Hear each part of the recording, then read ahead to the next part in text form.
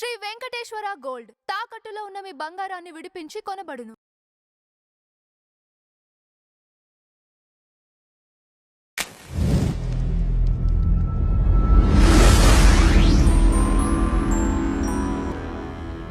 నమస్కారం ప్రసాద్ గారు. నమస్తే. అంబటి రాంబాబు గారు, పేరు నాని గారు, మన అవినాష్ గారు, వీళ్ళ పైన కోడిగుడ్లు దాడి జరిగే వరకు తెచ్చుకున్నారు వాళ్ళు.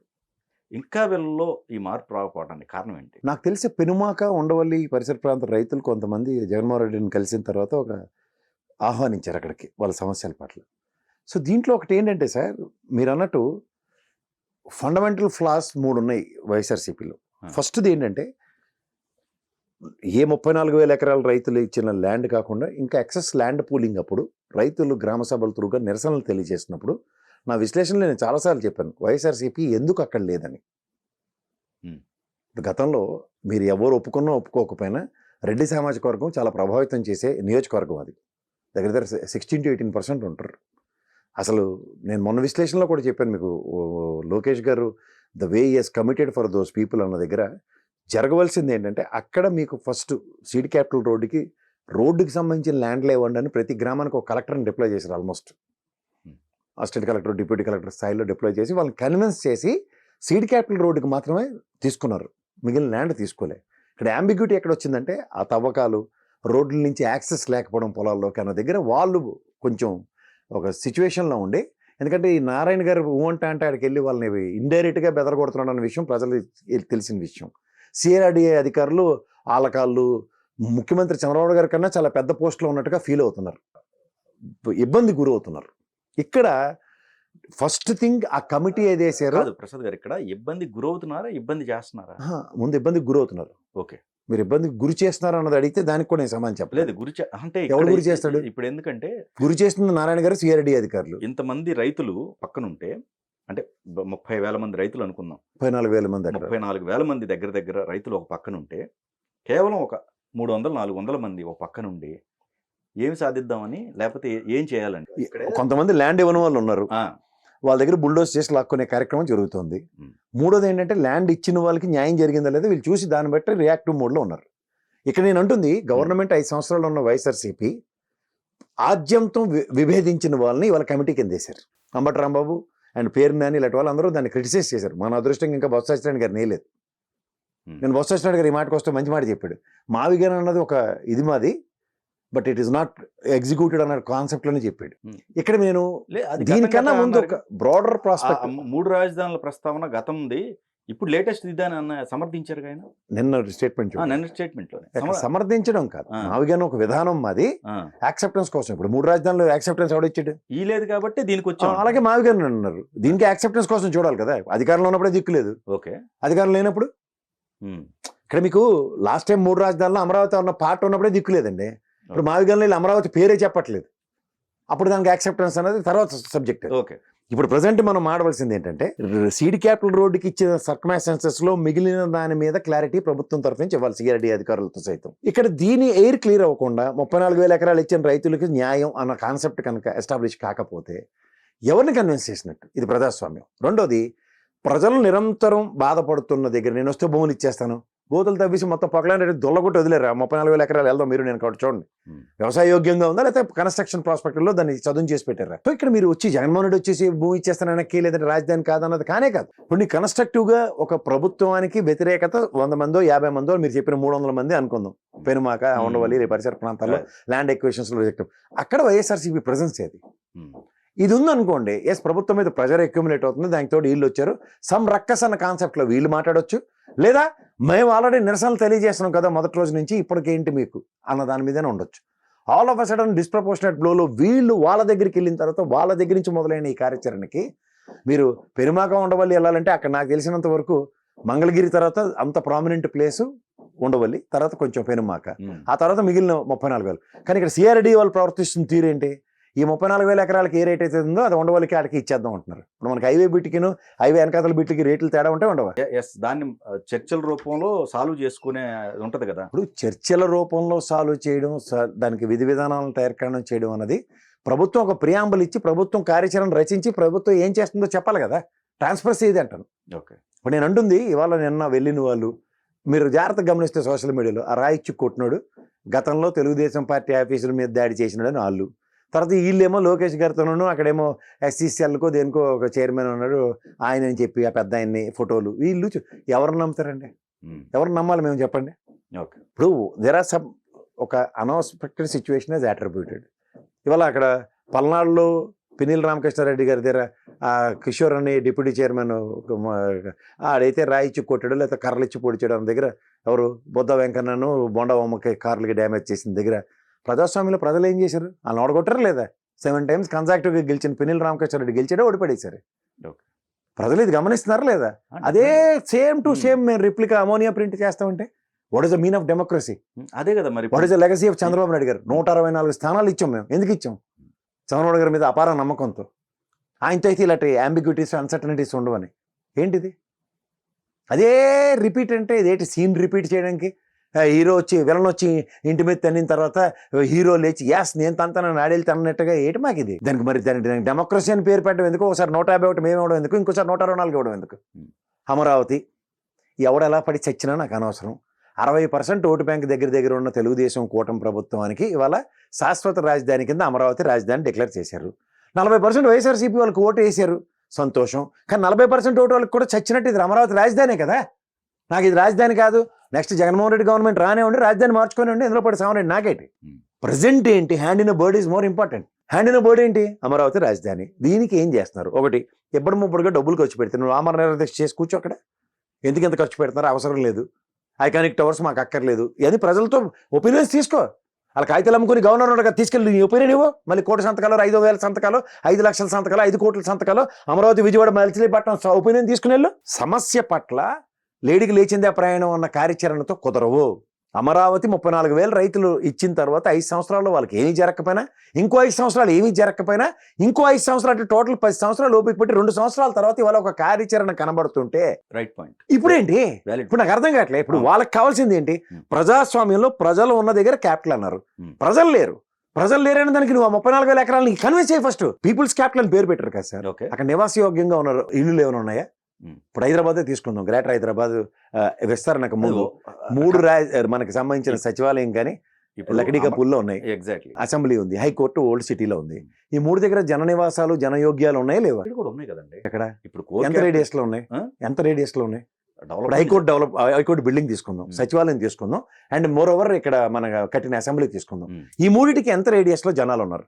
ఆమె అగ్రిగేట్ 10-15 కిలోమీటర్ల రేడియస్ లో గ్రామాలు ఏమైనా ఉన్నాయా? 5 కిలోమీటర్ల మినిమం అయినా? ఇప్పుడు గ్రామాల సరౌండింగ్స్ అయితే ఉన్నాయి.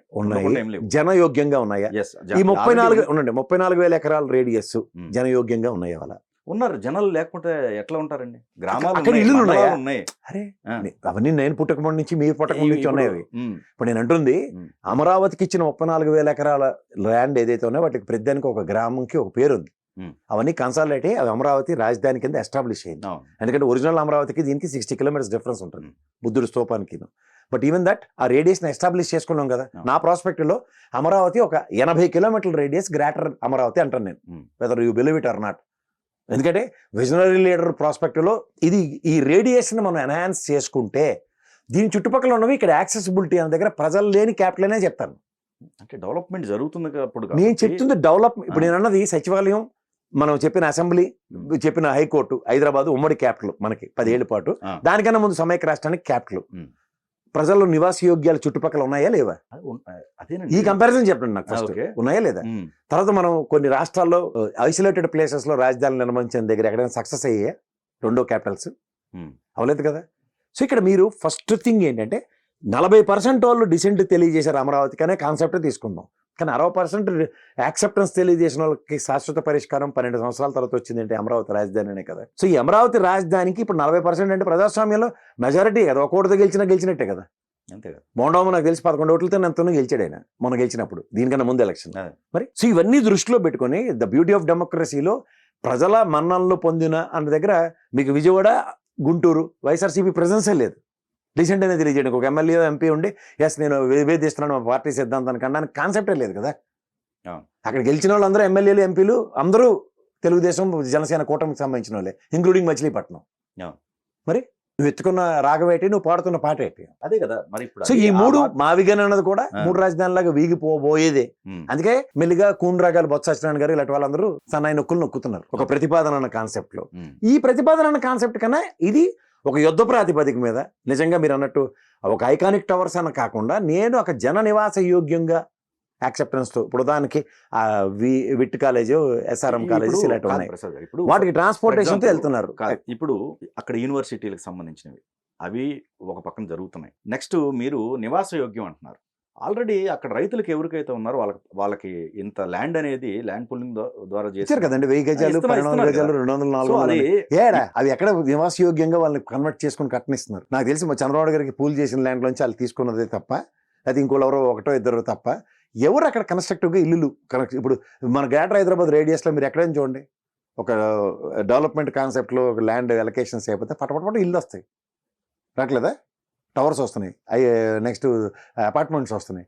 ఇవన్నీ మనం చూస్తున్నప్పుడు అక్కడ ఈ 12 ఏళ్ళ టెన్యూర్లో ఎందుకు జరగట్లేదు? ఇప్పుడు వాడు ఎంత కాదన్నా రైతు, నేను ఇక్కడ ఐడెంటిఫై చేసుకుని ఇది నా పొలం నేను ఇచ్చాను గతంలో, కనీసం పాకేసుకున్నాడు, 4 బరిలో ఆవులో ఏవో పెట్టుకున్నాడు, కింద పడ్డా ఈ 10 ఏళ్ళ టెన్యూర్లో. ఎలాగో ఇల్లు ప్లాట్ కొట్టేవట్లేదని గత ప్రభుత్వం ఎలాగో 5 ఏళ్ళు అశ్రద్ధ చేసిందని అక్కడ ఎవరు నివాసయోగ్యంగా ఉండొద్దని ఏం చెప్పట్లేదు కదా. భూమి హక్కులు కోల్పోయిన వాళ్ళు అలా బాధలు ఎక్కడైనా మనకి డిసెంట్లు తెలియజేస్తున్నారు ఎవడన్నా. అప్పుడే కదా ప్రజల మీద, ప్రభుత్వాల మీద ఇమ్మెన్స్ ప్రెషర్ పడుతుంది. నేను జగన్మోహన్ రెడ్డి నువ్వు రాజధాని కట్టినాను, నేను ఇచ్చేస్తున్నాను కదా, నాకు ఎలకేట్ చేయి నువ్వు ఈ 1000 గజాల్లోనూ. ఎట్లాగో ఇప్పుడు వ్యవసాయ క్షేత్రం కాదు ఇది, దీన్ని నేను ఏం చేసుకుంటాను, నాకు డిమార్క్ చేసి. అది ఎలకేట్ చేస్తున్నారు కదా ఆల్రెడీ. ఎన్నాళ్ళు పడుతుంది సార్? ఎన్నాళ్ళు వాళ్ళు ఎప్పుడు 2014-15లో సార్ నమ్మి చంద్రబాబు గారు అనే వ్యక్తిని నమ్మిచ్చారు. తర్వాత ఈ నారాయణవుడు, ఈ సిఆర్డీఏ వాళ్ళు ఎవరు, వాళ్ళు ఈ వీళ్ళ మీద దాష్టికాలేటి ఇవన్నీ మాట్లాడదామంటే నేను చాలా ఓపెన్గానే ఉన్నాను. ఇక్కడ నాకు కావాల్సింది ఏంటంటే, నువ్వు అవునన్నా కాదన్నా, నాకు ఇష్టం ఉన్నా ఇష్టం లేకపోయినా, నేను మొదటి రోజు నుంచి అడుగుతుంది అదే, శాశ్వత రాజధాని గజిట్ ఏది అని అడిగాను. మొన్న ఇచ్చారు. మొన్న ఇచ్చిన తర్వాత నా స్టాండే మారిపోయింది దాని మీద. వన్స్ ఇట్ ఈస్ డిసైడ్, ఇప్పుడు 10 years కామన్ క్యాపిటల్ కింద హైదరాబాద్లో ఏడవండి అన్నప్పుడు ఇంత సమైక్య ఉద్యమం చేసిన ఉండండి, ఇంత సమైక్య ఉద్యమం చేసిన ఏ తీర్మానకారం కాడని అదేంటిది మాకు రాజధాని ఇవ్వండి అని అడిగాడా? ఇన్ని కబుర్లు చెప్తారు ఈ వెంకయ్యనాయుడు, అనర్కలంగా యాస ప్రాస్తం మాడుతున్నాడు. ముందు రాజధాని ఇవ్వండి, వాళ్ళకి రాజధానికి నిధులు ఇవ్వండి. ఇదేంటిది 10 ఏళ్ళు కామన్ క్యాపిటల్ ఎందుకు ఉండాలి? విభజించిన తర్వాత తన దగ్గర ఒక అన్సర్టనిటీయే కదా. ఇవేవీ మాట్లాడకుండా ఎవరికాడ అచ్చాని పచ్చబోసల్లాగా 10 ఏళ్ళ పాటు అందరినీ గాలికి వదిలేసి 12 ఏట మళ్ళీ చంద్రబాబు గారు వచ్చిన తర్వాత ఆయన మీద ప్రెజర్ పెట్టి యాజ్ ఇఫ్ ఆయనకి ఏదో ఇంట్రెస్ట్ లేనట్టుగా చూపిస్తూ మొత్తానికి ఆయనతోనే రాజధాని ఇప్పించినట్టు, ఏమీ తెలియనట్టు నరేంద్ర మోడీ వచ్చి రెండోసారి పునఃశంకుస్థాపన అని చెప్పి అప్పుడు కూడా చెప్పలే. మీరు గమనించండి కావాలంటే. మనం ఎందుకు సార్ అంత వివక్షకు గురవ్వాలి? ఒక్క మాట చెప్పొచ్చు కదండి. అరే నేనే అక్కడ ఒక శంకుస్థాపన చేశాను అమరావతి రాజధాని అని జగన్మోహన్ రెడ్డికి చెప్పలేడు? చెప్పండి సార్ మీరు. అసలు 3 రాజధానుల బిల్లు ఎందుకు పెట్టావు అని ఒక లా బోర్డుతోనో ఎవరితోనో ఒక క్రాస్ క్వశ్చనింగ్ చేయించాలా వద్దా? ప్రెసిడెంట్ ఆఫ్ ఇండియా అని చంద్రబాబు గారు కలిసిన తర్వాత కాన్స్టిట్యూషనల్ వైలేషన్ ఏది, మండల్ చైర్మన్ అది సంతకం లేకుండా జరిగింది, దాని తర్వాత జరిగిన డెవలప్మెంట్ ఇది. ఎవడు మాట్లాడేవండి? నేను తెలుగుదేశం వాడైనా ఎవడైనా మాట్లాడేమో ఎదురు చూస్తున్నా, ఎవడో మాట్లాడరు. అది సర్వం తానే తాబోందో ఆయన ఒక్కడే పెద్దోడు నిలబడ్డాడు, తప్పలబడ్డాడు, తీసుకొచ్చాడు ఆయన నమ్మించినందుకు. 5 ఏళ్ళు అలా పరిరక్షించాడు ఉద్యమాన్ని అన్ని సస్టైన్ చేసుకుని. తర్వాత అధికారం వచ్చిన తర్వాత కూడా మళ్ళీ అదే ప్రాబ్లం ఆయనకి. 2 ఏళ్ళ తర్వాత ఇచ్చారు. ఈ 3 ఏళ్ళు, ఈ 3 ఏళ్ళే ఎంతకని పరుగు పెట్టేస్తాడు ఆయన? ఏమని పరుగు పెట్టేస్తాడు? మళ్ళీ బదనమైంది ఎవడు? చంద్రబాబు నాయుడు గారు. అవునంట కదండి? మీరు చెప్పండి ఒకసారి. ఇప్పుడు కేంద్ర ప్రభుత్వ నిధులు ఒక గ్రాంట్ ఎందుకు ఇవ్వదు? మొదట 1500 కోట్లు ఇచ్చింది కదా. ఒక చంద్రబాబు గారికి కూడా చెప్పాలి కదా, అదే నేను 1500 కోట్లు ఇచ్చాం కదా రాజధానికి, మీరు 3 బిల్డింగ్లు కట్టారు కదా, అవి శాశ్వతంగా ఎందుకు కట్టలేదు? ఇదేంటి టెంపరీ అంటారు? ఇక్కడ తెలంగాణలో ఎంత ఖర్చు అయింది, ఇక్కడ మీకెందుకు ఎంత ఖర్చు అవుతుంది? ఇలాంటివి ఎందుకు మాట్లాడలే? ఎవరికి బాధ్యత లేదా? కేంద్ర ప్రభుత్వం అంటే ఏదైనా ఆకాశ సౌధంలో ఇంద్రకీలాద్రి పర్వతం పై నుంచి పైకి వెళ్ళి అక్కడి నుంచి వచ్చి అలా డెప్యుటేషన్ మీద వచ్చి పనిచేసి పరిపాలిస్తున్నారా? ఇక్కడ రాష్ట్ర ప్రభుత్వం సమన్వయాన్ని మీ ఇద్దరు డబుల్ ఇంజన్ సర్కారు, నరేంద్ర మోడీ గారు దేవుడు అని వీళ్ళందరూ చెప్తున్నారు కదా, ఎక్కడ ఉంది సార్ కోఆర్డినేషన్? సరే అయిపోయింది, అది అయిపోయింది. మీరు 5 సంవత్సరాలు వాళ్ళు నిస్సారంగా వదిలేశారు. ఈ 1500 కోట్లకి ఇంకొక 2000 కోట్లు మేము గ్రాంట్ ఇస్తున్నాం. టాటాటక ముందు నివాసయోగ్యంగా ఉండే హైకోర్టు భవనాలకు సంబంధించిన క్వార్టర్స్ కానీ, లేదంటే సచివాలయ ఎంప్లాయీస్కి సంబంధించినవి కానీ ఆన్ యుద్ధ ప్రాతిపదిక మీద 2 yearsలో కంప్లీట్ చేయమని ఇలాంటి హెర్క్యులెన్ టాస్క్స్ ఏమైనా ఈ ప్రభుత్వానికి ఇచ్చిందా? అప్పులు ఊబిలోకి నడుతుంది ప్రభుత్వాన్ని. ఈ జడ్జిలకు విల్లాస్ కావచ్చు అవి ఇవ్వడం జరిగింది. తర్వాత మీరు అన్నట్టు సెక్రటేరియట్కి సంబంధించిన వాళ్ళవి కూడా అయిపోయినాయిగా, ఆ టవర్స్కి సంబంధించినవి అయిపోతూనే ఉన్నాయి సార్. అక్కడ వెళ్ళి సెటిల్ అయిపోయారా వెళ్ళి ఫ్యామిలీస్తో? ఇది చెప్పండి సార్. ఇప్పుడు నేను దానికి ఇనిషియల్ కన్స్ట్రక్షన్స్లో ద స్ట్రక్చర్స్ కానీ మ్యాక్సిమం అంటే జగన్మోహన్ రెడ్డి గారి ప్రభుత్వం రాకమనుపు నేను దాన్ని తిరిగినప్పుడు అక్కడి నుంచి స్టాండ్ స్టిల్ చేసిన జగన్మోహన్ రెడ్డి తర్వాత దానికి ఇంకా అంచుకు తొగరలే నడుస్తున్నాయి. In the prospect of iconic towers ఇలాంటివన్నీ. సో ఇవన్నీ నేను చూస్తూనే ఉన్నా. ఇవాళ మీకు ఒకటే చెప్తున్నాను సార్, రైతే రాజు అన్న దగ్గర రైతుకే అన్యాయం జరిగితే ఇప్పుడు గ్రేటర్ హైదరాబాద్ విస్తరణ ఎవరైనా ఒక్క మాట మాట్లాడారా? ఓకే. చెప్పండి, మీరు చెప్పండి. దీనికి వినండి, ఇందులో ఏం అడ్డంకులు లేవు ఎందుకు లేవు అడ్డంకులు? ఎందుకు లేవు? హైదరాబాద్కు సంబంధించిన సార్ విషయంలో ప్లీజ్, మీరు greater Hyderabad almost 180-200 kilometres radius లో ఒక్క దగ్గర నిరసన చూపించండి. అదేనండి మేము అడ్డంకులు లేవు. భూములు, ఇది పంట భూములు, ఉమ్, పైపించి మాకు 3 పంటలు పండుతాయని. ఉమ్, ఇవాళ ఒక మనిషి యొక్క సామర్థ్యాన్ని రాబోయే రోజుల్లో ఏంటన్న బేరీజ్ వేసుకుని ఇచ్చిన 34,000 ఎకరాల రైతులు. ఉమ్. ఆ బేరీజ్ తగ్గట్టు కేంద్ర రాష్ట్ర ప్రభుత్వాల సమన్వయంతో ఒక్కడికైనా ముందుకు పడిందా? ఎవరికైనా పడిందా? మళ్ళీ అంత పెనుభారాన్ని చంద్రబాబు గారే మోయాలి. ఇప్పుడు ఈ 5 ఏళ్ళ టెన్యూర్లో అదృష్టం బాగుండేది, ఏదో కాస్త ఒక రూపం వచ్చింది అనుకోండి సార్. మీరు అన్నట్టు హైకోర్టు భవనాలు, హైకోర్టు ఉంది, దానికి తగ్గట్టు నివాసయోగ్యంగా జడ్జి గల్లాల్లో అక్కడ ఉంటూ, లేకపోతే సెక్రటరియట్ ఎంప్లాయీస్ అక్కడే ఉంటూ, ఐఏఎస్ ఐపీఎస్లు బ్యూరోక్రాట్స్కి, లేకపోతే మంత్రి వర్గానికి నివాసయోగ్యంగా కట్టిన క్వార్టర్స్ ఇవన్నీ అయిపోయి అనుకోండి సార్. అది కూడా మీరు చాలా జాగ్రత్తగా గమనిస్తే ప్రభుత్వ కార్యకలాపాలు అనేవి సక్రమంగా నిర్వర్తించుకోవడానికి వాళ్ళకి నివాసయోగ్యంగా సదుపాయాలు కల్పించుకున్నారు. మళ్ళీ ప్రజలేరు. మీకు అర్థమవుతుందా సార్? ఇక్కడ మీకు వాళ్ళకి పని సౌలభ్యం మన కోసం చేసుకుంటున్నారు, బాగుంది. కానీ in the span of no time ఇది మీరు పీపుల్స్ క్యాపిటల్ అనే హెడ్డింగ్ ఏదైతే పెట్టారో దానికి ఎట్లా జస్టిఫికేషన్ జరుగుతుంది? ఇప్పుడు రాజ్భవన్ ఉంది ఇక్కడ మనకి, దాని అవతల పక్క మనకి ఏది మక్క, ఎవరు కాదనలేరు దాన్ని. It is been existing, Raj Bhavan is also existing. పార్లర్గా జరుగుతుంది లేదు, దాన్ని ఎదుర్కొంటే రైల్వే గేట్ కూడా ఉంటుంది, చూసారా లేదా? ట్రాఫిక్ ఆంక్షలు ఉంటాయి, అన్నీ ఉంటాయి, కానీ రాజ్భవన్ ఈజ్ దేర్. అలాగే సెక్రటరియట్ ఉంది, లకడీ కప్పుల్లో మొత్తం వెళ్తూ ఉంటాం, అందరం వెళ్తాం, ఆ ట్యాంక్ బండ్ చుట్టూ తిరుక్కునే వస్తాం. ఏ కార్యకలాపాలు అలాగే ప్రజలు ఉన్నారు లేదా? అశోక్ నగర్ ఆ చుట్టుపక్కలంతా లోవర్ ట్యాంక్ బండ్లో ఉన్నారు. ఎంత ఇవన్నీ కూతవేడి దూరంలో 1 కిలోమీటర్స్ రేడియస్ కూడా కాదు, మీటర్స్ డిస్టెన్స్లో ఉన్నారు. అలాగే అసెంబ్లీకి ఎదురుగుండా ఎంత లేవు, నిజాం క్లబ్ దగ్గర నుంచి అన్నీ ఉన్నాయి వెనకాతలు, అంతా నివాసయోగ్యమైన కదా. అసెంబ్లీ డౌన్ లెఫ్ట్ సైడ్ అంతా కలాంజలి ఎదురుగుండా కూడా నివాసయోగ్యాలు కదా, అశోక్ నగర్ కంటిన్యూషన్. సో నేను అంటుంది ఇవాళ మీరు ఇప్పుడు ఇడుకో ఇల్లు పటపట అక్కడే రేడియస్లో కాన్సన్ట్రేట్ చేశారు అనుకోండి, ఎవరి కోసం కాదంటారు? అవి జరుగుతున్నాయి కదా. తున్నాయి. ఇది just India is developing country అని మనం రాసుకున్నట్టు, మీరు నేను పుట్టకమంటి నుంచి కూడా స్వతంత్రం వచ్చిన కాడి నుంచి ఇండియా ఇస్ డెవలపింగ్ కంట్రీ. ఇన్ని పకోడీ కబుర్లు చెప్తున్న నరేంద్ర మోడీకి చెప్తున్న దానికి కూడా ఇంకా డెవలపింగ్ కంట్రీయే, డెవలప్డ్ కంట్రీ అని మాత్రం చెప్పరు. 3rd or 5th largest economy in the world, trillion billion అని నిర్మలా సీతారామన్కి వచ్చిరని, బాగా వచ్చిన ఇంగ్లీష్లో వచ్చిరని అంకెల్ గారిడీ చేసినా సరే మనం స్టిల్ డెవలపింగ్ కంట్రీ. బిలో పవర్టీలో కొట్టుమిట్టాడుతూనే ఉన్నాం. అదే కాన్సెప్ట్ని స్టేట్ ప్రావిజన్స్లో ఎట్లా, ఇక్కడ మెయిన్ హిచ్ ఏంటంటే సార్, మీరు 34,000 ఎకరాలు కాకపోతే మీకు కావాల్సిన 1,00,000 ఎకరాలు మీరు అక్కడ సేకరించిన, ఇవాళ చూడండి కొండలను పిండి చేసిన హైటెక్ సిటీ చూడండి, ఆ రేడియస్ సాఫ్ట్వేర్ అన్నది జరిగింది 10-20 సంవత్సరాలు బట్టి. అంచేత మీరు ఈ కొండలు చదునవుతాయి, ఓళ్ళ బళ్ళు అవుతాయి, బళ్ళు ఓళ్ళు అవుతాయి, అన్నీ జరిగాయి ఇక్కడ గ్రేటర్ హైదరాబాద్ రేడియస్లో. అక్కడ ఆ ఛాలెంజింగ్ కాన్సెప్ట్ అన్నది చంద్రబాబు గారికి దొరికిందాక ఇండియా ఇస్ డెవలపింగ్ కంట్రీ లాగా Amaravati is going to be the growing సిటీయే చెప్తాను నేను. ఓకే, ఇంతకుమించి ఇంకేం లేదు ఇక్కడ. ఇవాళ ఏంటంటే ఒకరిని వీళ్ళెవ్వరూ నరేంద్ర మోడీని బీజేపీని పల్లెత్తి మాట అనే దమ్ము ధైర్యం లేని ప్రాంతీయ పార్టీలు ఇక్కడ. అంచేత ఏంటంటే ప్రాంతీయ పార్టీలు ఏంటంటే 2 కోతులు కొట్టుకుంటే పిల్లి బ్రెడ్ పట్టుకెళ్ళిపోయిన కథ ఒకసారి జాగ్రత్తగా గమనిస్తే, ఆ బ్రెడ్ గ్యారంటీగా పట్టుకెళ్ళిపోయేది బీజేపీ కేంద్రంలో ఉంది. ఇక్కడ వీళ్ళు ఉన్నది ప్రాంతీయ పార్టీ, ఆ పిల్లులు కొట్టుకున్నట్టు కొట్టుకోవడం వీళ్ళ పని. జగన్మోహన్ రెడ్డి 5 ఏళ్ళు ఏమీ కట్టలేదు, ఈ పని ఎవరు చేయాలి? ఇప్పుడు స్కూల్లో మాస్టర్ సరిగ్గా పాఠం చెప్పకపోతే మన అమ్మ నాన్న వెళ్ళి మాస్టర్ సరిగ్గా చెప్పట్లే క్లాస్ మార్చినా నేను అడిగినప్పుడు ఏడు చెప్తాడు, మాస్టర్ గుండు తెస్తాడు, ఎవరు హెడ్ మాస్టర్. అప్పుడు ఏం చేస్తాడు, అప్పుడు కూడా మారపోతే హాఫర్లీకో క్వార్టర్లీకో మనకు వేరే క్లాస్ చేస్తాడు, ఈ సంగతి అయితే చూద్దామని పీటీ మాస్టర్ కప్ చెప్తాడు. ఇది నాకు జరిగిన ఎక్స్పీరియన్సే చెప్తాను, example. The same scenario, head master మౌనముల్లో కూర్చుని ఇక్కడేమో ఒక బ్రహ్మాండమైన మేధాశక్తి కలిగిన మాస్టర్ చేస్తున్న ఒక బృహత్తర కార్యక్రమానికి, అది చూడండి రాక్షసులు ఏదో యాగాలు అవి చేస్తుంటే రక్త మాంసాలు చెత్త చెదారాలు వేసినట్టు ఆ బీజేపీ కూడా చేస్తూ కూర్చుంటే, అందుకే ఆయన ధన పోరాట దీక్షలు చేశాడు, ఉత్తనే చేసాడు అనుకున్నారు. ఆయన మెయిన్ పాపంతకం ఈడే కదా, ఈ దరిద్రం నుంచే కదా మాకు దరిద్రం అని ఆయన మొదలెడితే, మళ్ళీ ఇడితి పడితే రాజకీయ క్షేత్రంలో ఆయన జీవితాలతో ఆడుకునే పరిస్థితి క్రియేట్ చేసి బెదరగొట్టి తీసుకెళ్లి జైల్లో పెట్టి ఈయన చేస్తే ఏడు చేస్తాడు ఆయన. చచ్చినట్టు ఇక్కడ జగన్మోహన్ రెడ్డితో జుట్లు పంచాయతీ పెట్టుకుంటారు, నా పని అవుతుంది అనుకోండి, అదే కార్యాచరణలో ముందుకెళ్తున్నాడు.